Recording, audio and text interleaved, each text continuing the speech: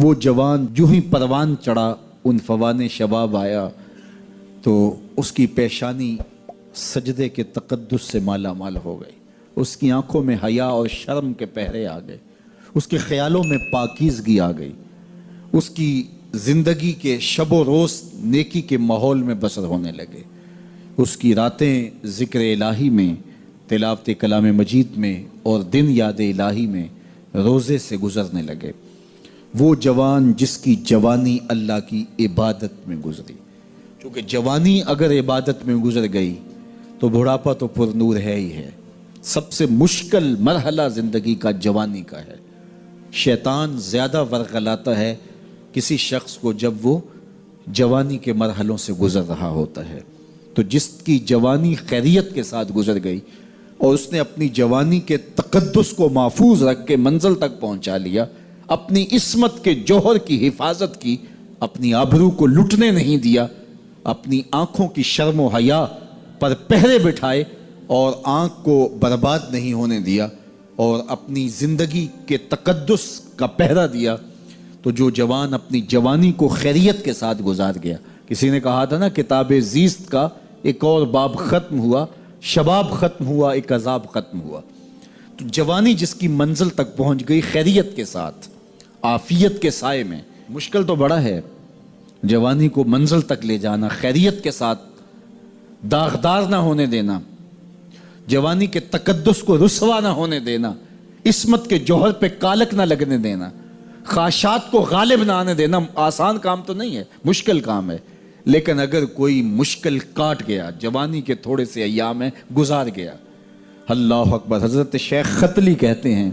داتا گنج بخش علی حجویری علیہ رحمہ کے مرشد ہیں، الدنیا یوم ولنا فیہا صوم۔ وہ کہتے ہیں دنیا ایک دن ہے، ہم روزہ رکھ کے گزار رہے ہیں۔ تو روزہ رکھ کے سارا دن گزر ہی جاتا ہے، دوپہر بھی آتی ہے گزر جاتی ہے، اور عصر کا وقت بھی آتا ہے گزر جاتا ہے، کھانے کا وقت بھی آتا ہے، چائے کا وقت بھی آتا ہے، سب کچھ ہوتا ہے لیکن گزر جاتا ہے، افطار تک بندہ پہنچ جاتا ہے۔ جس نے زندگی روزے کی طرح گزار دی، جس نے جوانی روزہ رکھ کے گزار دی، خواہشات کو بے قابو نہیں ہونے دیا، مشکل کام تھا لیکن اس نے مشکل کام کر دکھایا۔ اجر کتنا بڑا ہے، سنیے اللہ کے محبوب کی زبان سے سنیے۔ حضور نے ارشاد فرمایا جو سیدنا ابو ہریرہ کے ذریعے سے ہمارے تک پہنچا، فرمایا قیامت کے دن جب سورج کا رخ سیدھا ہوگا، زمین تانبے کی ہوگی، لوگ پسینے میں شرابور ہوں گے، کوئی ٹخنوں تک پسینے میں، کوئی گھٹنوں تک، کوئی کمر تک، کسی کو پسینے کی لگام دی جائے گی، اور وہ پسینہ ایسے نہیں ہوگا جس طرح یہ پسینہ ہے، اتنا گرم ہوگا۔ ابن رجب حنبلی کہتے ہیں اس پسینے کا ایک قطرہ اگر احد پہاڑ پہ ڈال دیا جائے تو وہ پگھل جائے، اتنا گرم ہوگا، بدبودار اتنا ہوگا، ایک قطرہ دنیا پہ ڈال دیا جائے، انسان کیا جانوروں کے دماغ بھی پھٹ جائیں،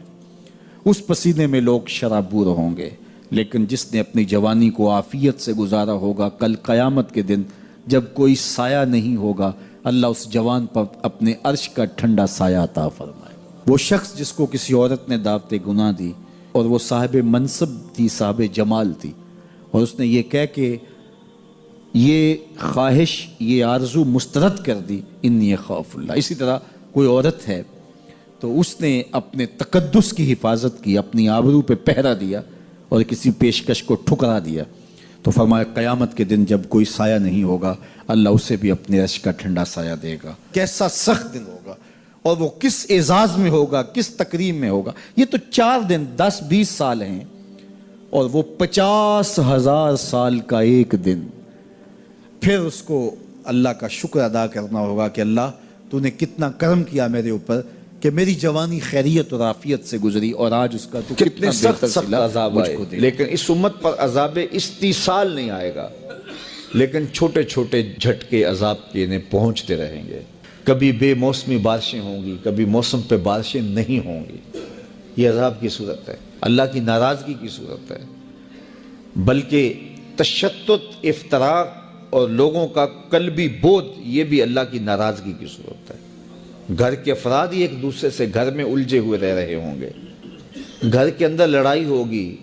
خاندانوں میں الجھاؤ ہوں گے، قبیلوں میں الجھاؤ ہوں گے،